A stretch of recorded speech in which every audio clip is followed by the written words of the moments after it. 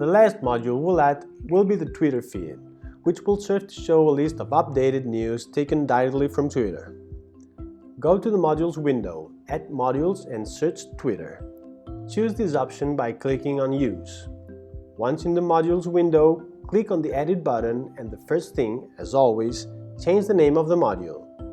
I'll call it Animal Photos. To add a Twitter feed, you'll have to go to the social network website and look for the profile that works best in your application. You can add your own personal or company profile, or if you prefer, look for any other. I searched that name on Twitter, opened the page of the profile, and up here, I copy the URL and go back to the builder to paste it. If you want, you can change the module icon. I save and go to the Modules window and frame it as the main one. Check that it works.